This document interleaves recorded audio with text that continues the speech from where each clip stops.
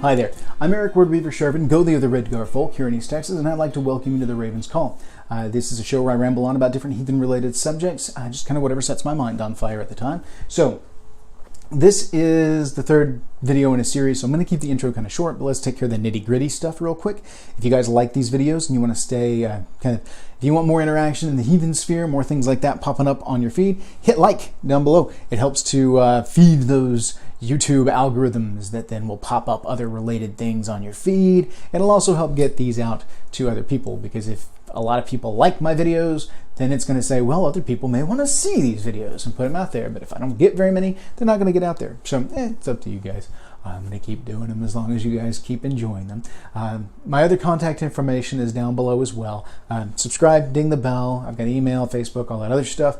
Please contact me in any of the ways that I've got listed below. If I take just a little bit of time to get back to you guys, please forgive me. It is around the holidays, and this is a busy time of year in the industry that I work in. So it gets a little hectic this time of year, and it may take me a few days to get back to some of my messages, sometimes up to a week, depending on just how crazy things are and when I can get time to sit down, because they do pile up, and so it becomes daunting to sit down and reply to 6 messages and 3 emails and a couple of Facebook things. Yeah, it builds. So forgive me, but I will get back to you. If you seem to think you have slipped through the cracks, just give me a nudge and say, hey, I'm still out here, and I'll go, oh yeah, I got you. Here you go. This is what you need. All right. So without any further ado, let's go ahead and talk about the third video in our rune series. This is the third Aett, Teiwaz. Again, I don't put a whole lot of stock in the deity associations to the specific Aetts. I think that's kind of I think it's been added on as an alliterative thing based on the phonetic associations with the first letter, first phoneme of their names. So I don't put a whole lot of stock in that, but there's a little bit. There's probably a little bit more in Teiwaz rune than there are in others, because in at least one version of the rune, it does take on Teiwaz's actual name. Even Teiwaz, which is the version that I use, is a root for Tyr. So it all ties together. And so that one I do place a good bit of association with. The others, maybe not so much. Anyway, this is the third and final Aett. I hope you guys have enjoyed what we've done so far. Keep in mind, just my interpretations. Very basic, very introductory. We can do some more in-depth stuff later on if you guys are interested. I can come back and talk about some of the more weird interpretations that I've got, different associations that I've come across in readings. I do plan in the near future to do a video on a kind of a mock casting to show you guys kind of my process, but I've got to figure out the mechanics on that. So we'll get to it. Give me time. We may end up doing a couple of videos on other subjects first, but we'll see. I don't know. Keep in mind it's the same kind of video format as the others as far as that 3/4 view on the pad and pen, because I shot them all in one go. This one I really do start losing my voice a good bit on. Apologize for that, but I only had so much time to film. So got to fit it in where I can fit it in. And after you've been talking for about 2 hours straight, you get a little raspy at times. It may be a little drifty on the subject matter, but hopefully all of the information's still there and still good. So if you guys have any questions, you know how to contact me. And yeah, we're going to go with this. So give me feedback, guys. Let me know if you enjoyed this, whether or not this is a waste of our time. And if it is, we'll go on to different subjects and leave the runes behind. If you do enjoy it, you like what you get out of it, we'll talk about some other aspects to the runes. Been studying them for over a decade, a couple of decades by now. So yeah,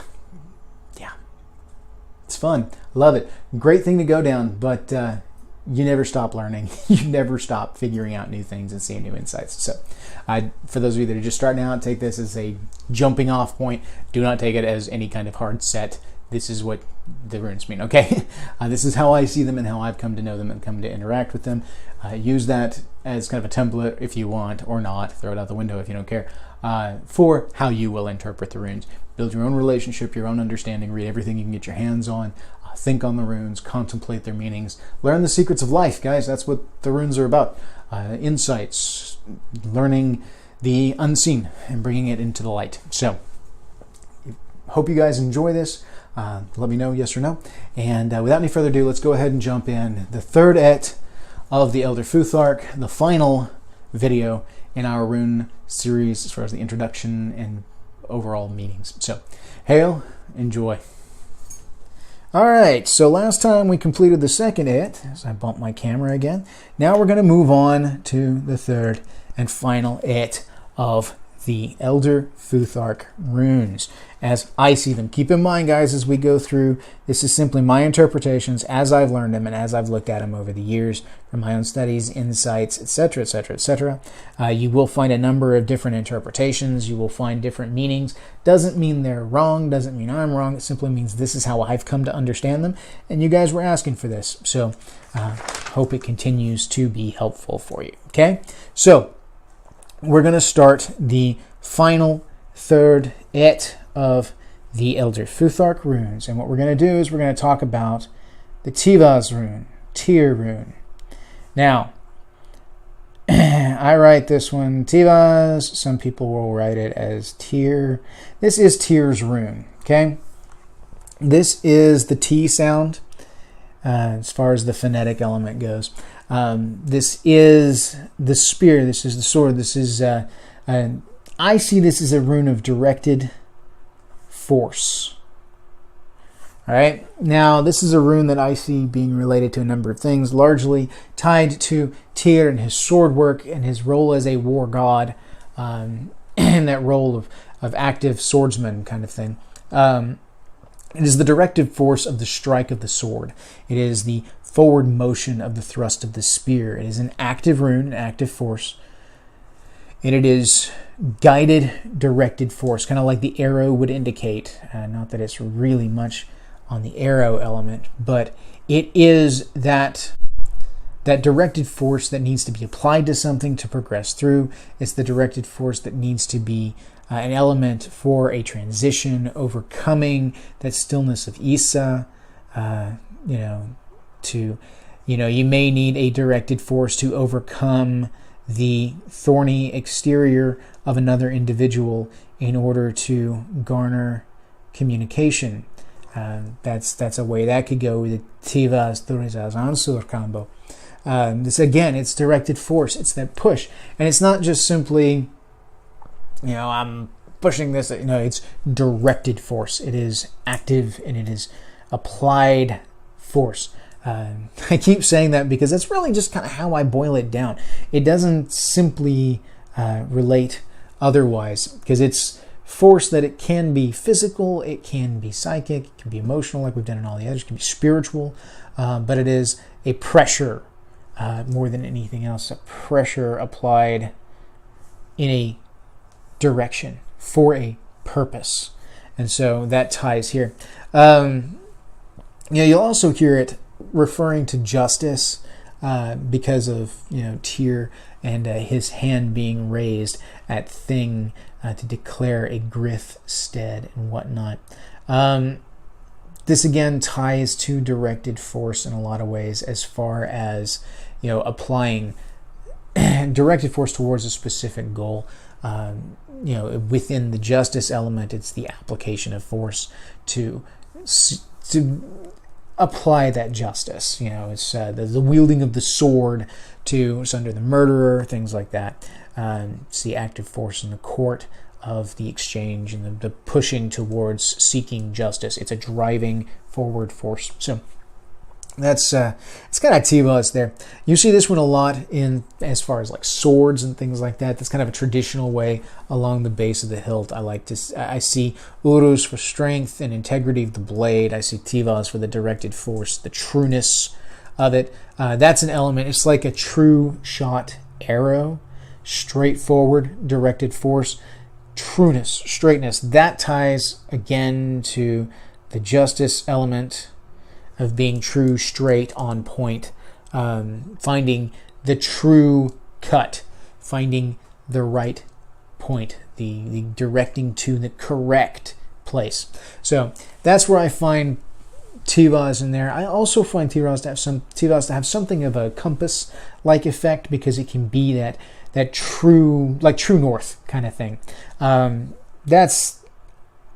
see that playing a large role in this particular rune, true north. It's that how to put it into words. It is that clear, correct path and the driving along that clear, correct path, which is justice, which is the true strike of the sword, an arrow flying true towards its goal, compass pointing towards true north. That's the essence of Teiwaz as I see it, and kind of how it can come in here. Because not only do you have to have directive force to get through the thorny exterior to communicate, you have to find the true path. You have to strike true to get past this thorny exterior. Otherwise, you're just going to bounce across the thorns. You have to cut the right point in order to be able to get through. And that's that guiding compass kind of force there, knowing where to strike and how to strike. So that's Tyr's rune. That starts out this set, and we move on. Next up is Berkana, or Beork, depending on your pronunciations, which one you're working with. I've seen it a number of ways. This is, sorry, this is the birch rune.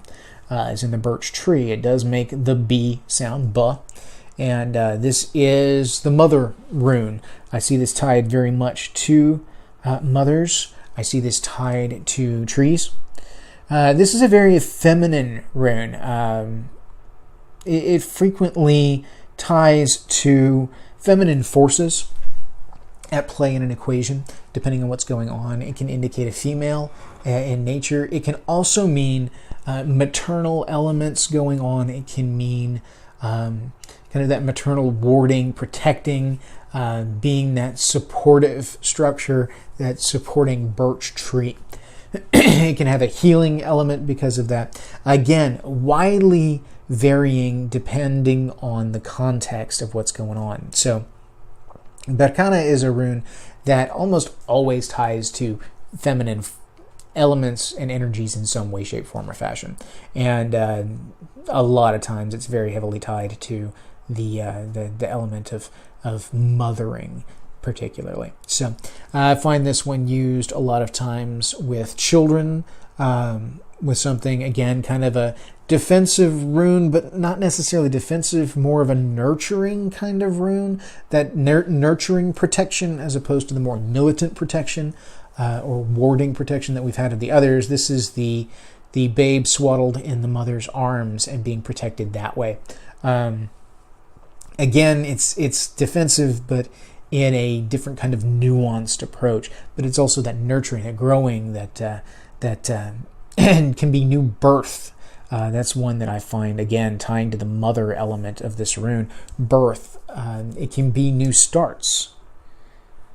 Because of the whole birth element, it can be the new beginning of something, the birth of some new process, the birth of some new element, the introduction of something new into an equation. So, all right, so that's pretty much the Berkana rune.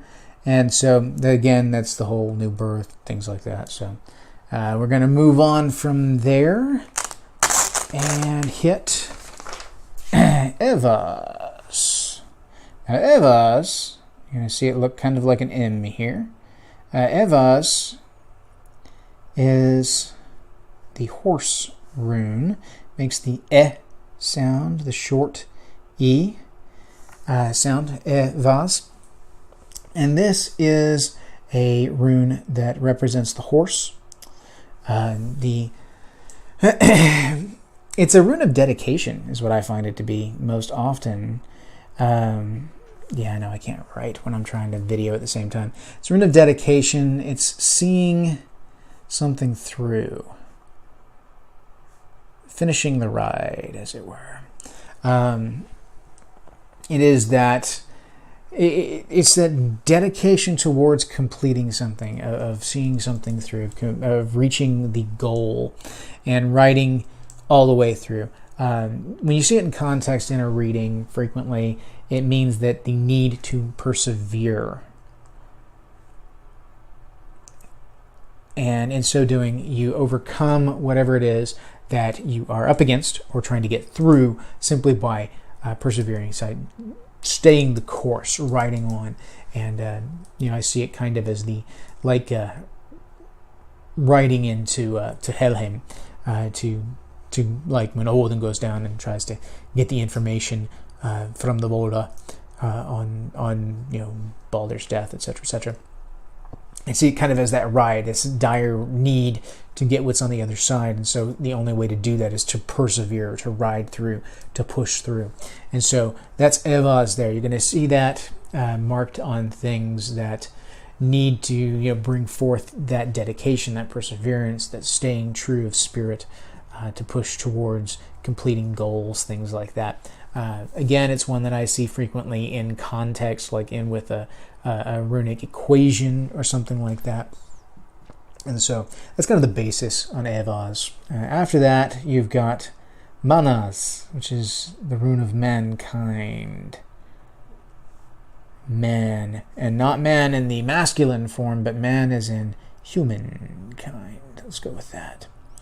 This one I like to visualize as two people standing next to each other and crossing arms side by side. If this is only half a person, each one has their hand on the small of the other's back. This is mankind working in unison, working in harmony and coordination. So it's a rune of coordination. And of course makes the M sound. I skipped over that. Mannaz is mankind. It is man. It is needing to lean on one another. It's not necessarily a rune of dependence, but it's a rune of support. Okay?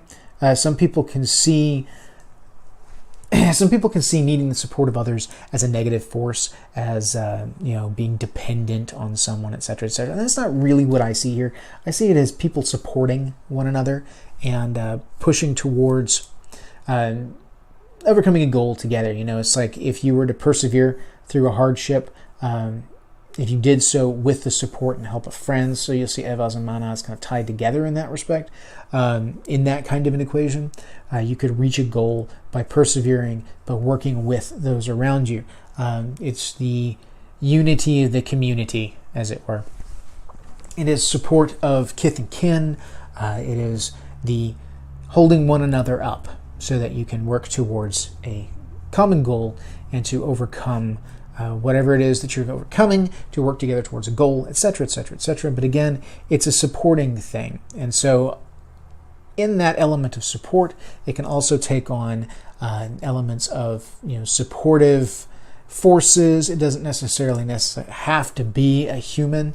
Most often it is. Most often it is community. I almost always see it tied to that. But it can also be the support structures of a bridge, where these crosshatches are necessary for the structure to be sound. But again, it's about support. It's about holding up. It's about the framework that's necessary for this process to move through. So you will see it appear on items where you want that support to be there. Again, it's typically worked into equations and stuff. I don't see Mannaz itself being something that's typically put by itself on an item, kind of like the Teiwaz rune or something would be.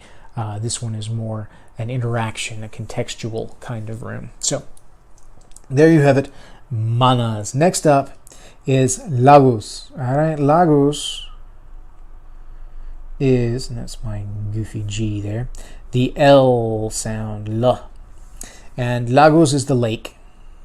It is fluid, it is fluidity. And that is the essence of this rune for me, fluidity. This is like water flows through the landscape. It will flow through the path of least resistance, and it will gather into the vessel that will hold it, and it will take the shape of that which will hold it. And that is what I see Laguz as being. Laguz is about fluidity. It's about needing to go with the flow, as it were. It's about trying to not try so hard, just to go with, feel the force, ride the river, ride the current. But in the same, there's an element of contentment there. There's an element of filling the vessel. If your life is the lake basin, then fill that and find your place in it, take its shape, and be, still and at peace, the stillness of the lake. This is a calmness that is separate from the calmness and stillness of Isa. This is a stillness, whereas Isa is a stillness of rigidity, this is a stillness of fluidity, where you very much can easily incorporate ripples or things like that. If you take the form of lake and someone throws in a stone and it causes ripples in the stone, in the lake because of the stone, it envelops that. It brings it in. It is part of the lake now. And the lake simply waits and finds its calmness again. It's more easy to absorb that disruptive force. And as opposed to Issa, which is a hard ice, where a disruptive force would either bounce off of it or break it. I mean, it's a hard rigidity. This is very much in the fluidity, the flow, the give and take of a scenario. So that is in essence to take away from a scenario wherein the Laguz rune may come up, like in a reading. It may be you need to find your stillness and be able to absorb those things around you, make them a part of you, so that you can find your stillness and your waters can come to a rest. They can come to a lake-like stillness, the placid lake. But even within the lake, there's constant movement, there's life, there's all of that. It's not the holding of the breath moment of Issa. It is the sitting by the lake and breathing in and watching the birds and the fish, and there's life going on all about, but it's a moment of balanced calm within that. So, similarly again, this is something that is the need to be flexible, fluid, etc., etc. So, that's Laguz for you. Okay? So, you're not going to find this too frequently used in like inscriptions or something unless it's part of an equation again. I don't see this one frequently by itself, but sometimes you will. It brings an element of water. If you're looking at elemental aspects, just like Mannaz can bring an element of fire, or Uruz can bring an element of earth, things like that. So that's just something to kind of keep into account there. Frequently it's used to add fluidity, calming elements in an equation, to allow a scenario to be able to absorb disruptive elements without it becoming catastrophic in nature. So onwards, we come to the next rune in the third Aett, and this is the rune of Ingwaz or Ingwaz, depending on which version of it you use. I usually use Ingwaz, sometimes I use Ingwaz, just depends. But the ing is the thing. It's the ng diphthong of ng, like finger. Ng. Ingwaz. This one is sometimes tied to frøer, Ingvi frøer. You can see that in some of the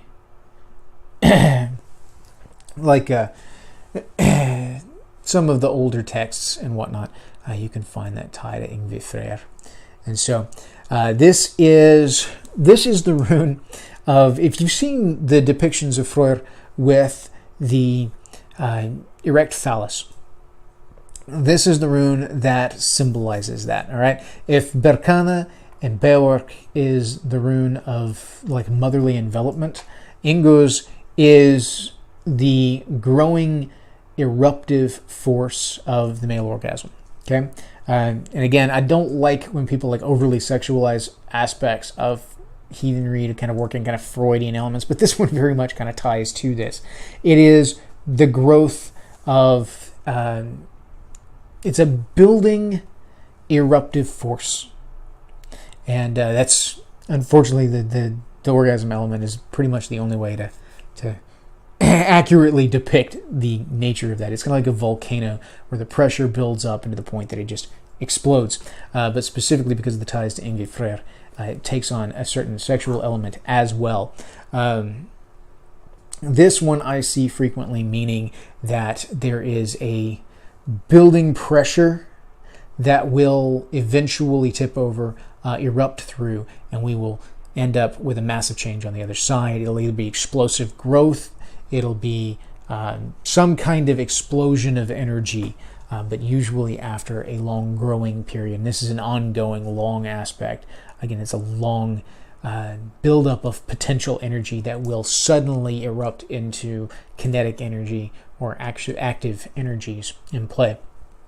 You see this one again in context where you may find it in conjunction with Raido, which means that it will be a long progression with a building pressure that eventually erupts and then comes into whatever the aftermath may be.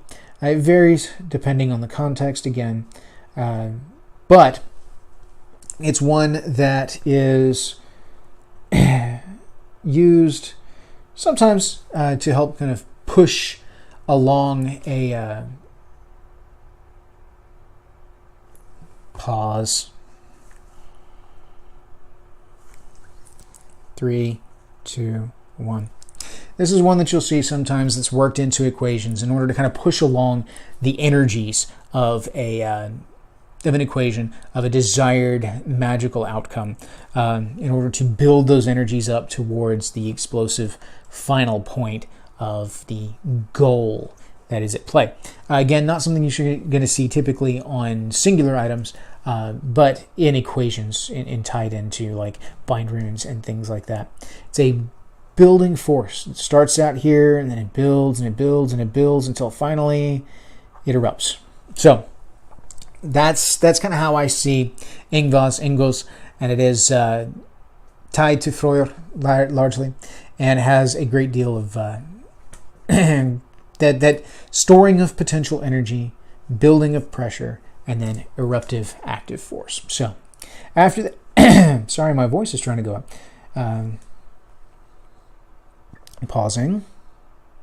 All right, 5, 4, 3, 2, 1.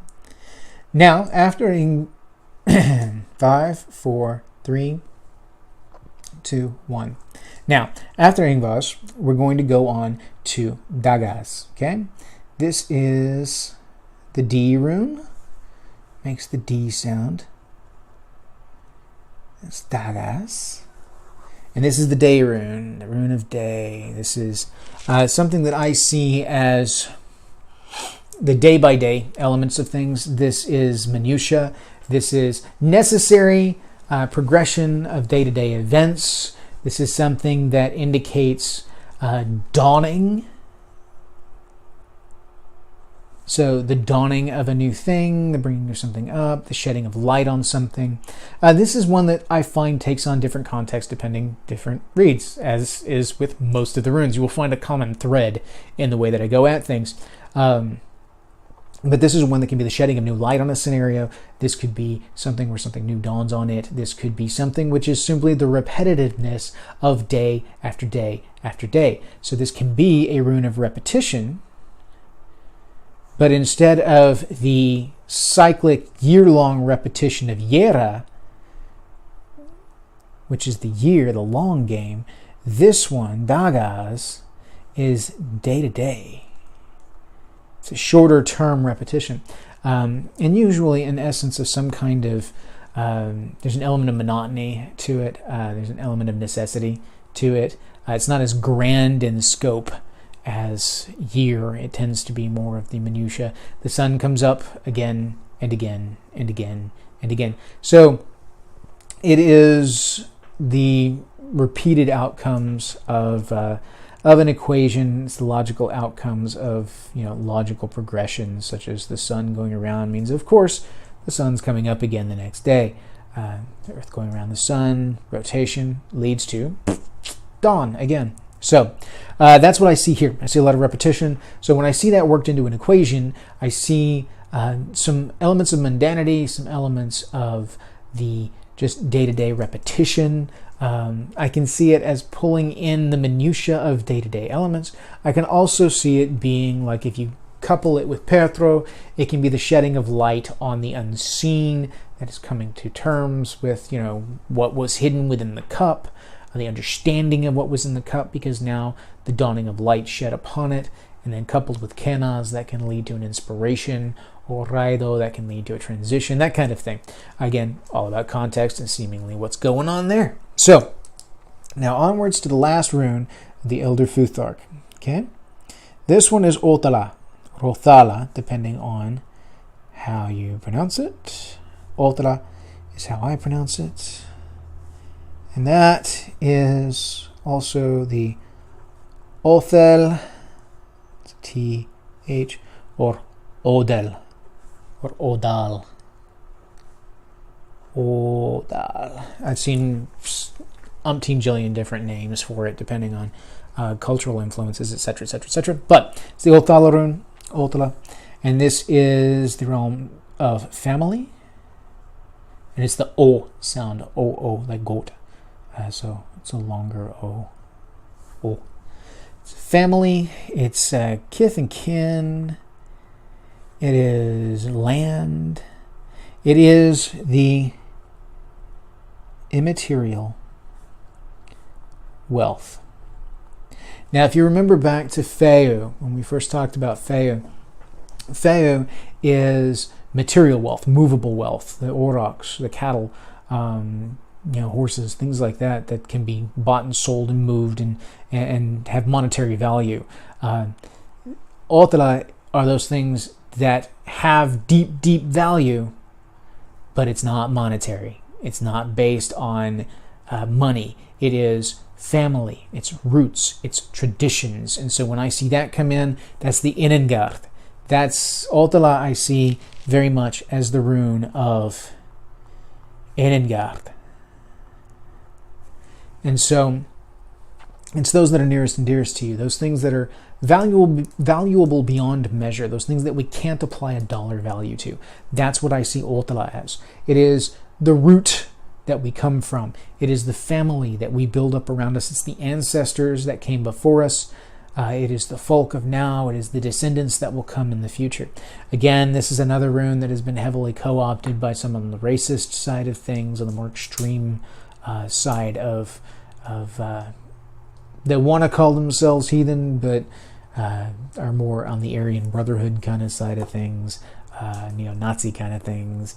The racist elements tend to use that as a sign of folk. And so it's ended up on a number of lists because of that use. Unfortunately, that means we have to deal with the crap of like it being flagged on Facebook and things like that as a symbol of hate, etc., etc., which is exactly the opposite. This is actually the rune that is the symbol of love, like familial love. This is the symbol of ancestral lands, of Odal lands. I mean, that term right there, Odal, comes from a root where Odal lands were inherited lands, passed down through the family, generation after generation. Is that tied to the family, tied to the weird, tied to Orlog, and that's Othala right there. Deep, deep root that is immaterial and immeasurable. When I see that come into an equation, that always hints at the nearest and dearest around the person. It hints at those things that are of immeasurable wealth, those things that are of immaterial wealth, their land, their stability, their peace of mind, their family, their kith, their kin. It always ties to something like that, narrowed down, of course, by the context around it.